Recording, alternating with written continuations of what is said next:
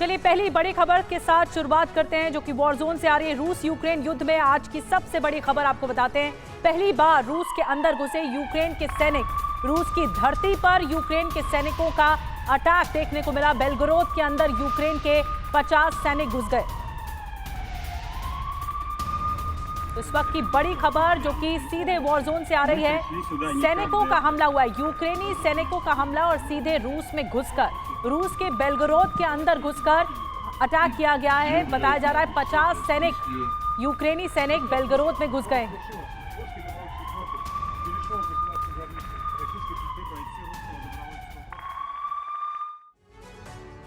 एक और बड़ी खबर है, यूक्रेन बॉर्डर पर रूस का महत्वपूर्ण इलाका है बेलगोरोद। यूक्रेन की स्पेशल फोर्सेस ने 2 गांव के लोगों को बंधक बना लिया है।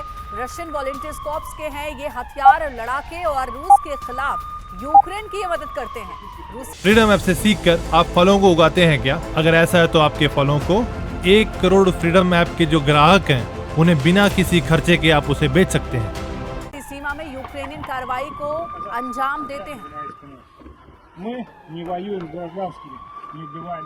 और रूस यूक्रेन बॉर्डर से हमारे सहयोगी मनीष झा हमारे साथ लाइव जुड़ गए हैं। सीधे उनका रुख करते हैं। मनीष, यूक्रेन में बताया जा रहा है कि रूसी सीमा में यूक्रेनियन कार्रवाई को अंजाम देने वाले लड़ाके घुस आए हैं। ये कितनी बड़ी चिंता की बात है? वहां पर क्या ताजा हालात है? बिल्कुल, देखिए रूस यूक्रेन सीमा पर बेलगोरोद एक रूस का बड़ा शहर है।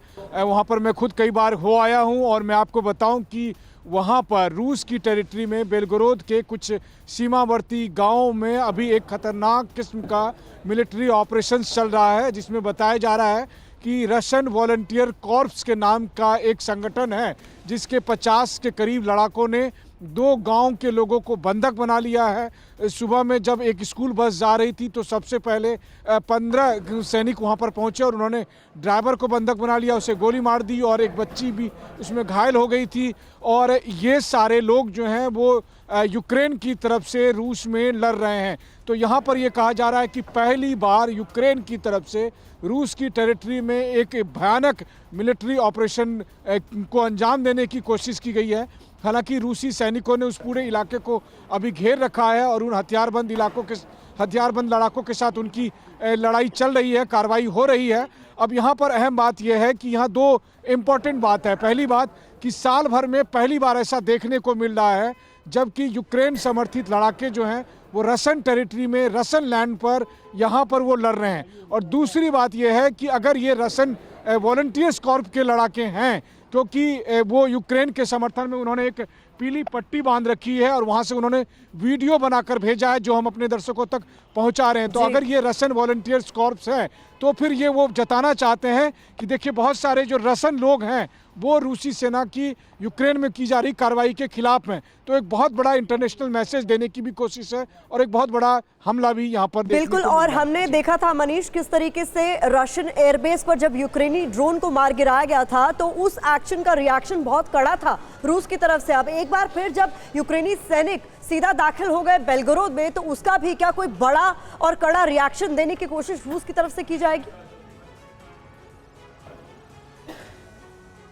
बिल्कुल, देखिए जब ये सब कुछ हो रहा है तो क्रेमलिन में बड़ी बैठक चल रही है।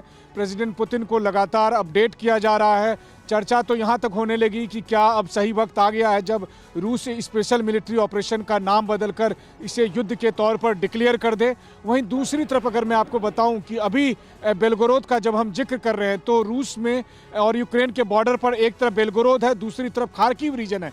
खार्किव में भी रूसी सेना मौजूद है और मैं खुद अभी उस बॉर्डर से, उस फ्रंट लाइन से होकर आया हूं जहां पर हमने T-80 टैंकों की साथ रिपोर्टिंग भी की थी। तो ये वही जगह है जहां पर कि अभी ये स्पेशल मिलिट्री ऑपरेशंस हो रहे हैं। और वैसी स्थिति में अगर लगातार बेलगोरोद पर हमले बढ़ते हैं, क्योंकि ये भी कहा जा रहा है कि जब मनीष आपके पास लौटेंगे। फ्रीडम ऐप से सीखकर आप फलों को उगाते हैं क्या? अगर ऐसा है तो आपके फलों को 1 करोड़ फ्रीडम ऐप के जो ग्राहक हैं उन्हें बिना किसी खर्चे के आप उसे बेच सकते हैं।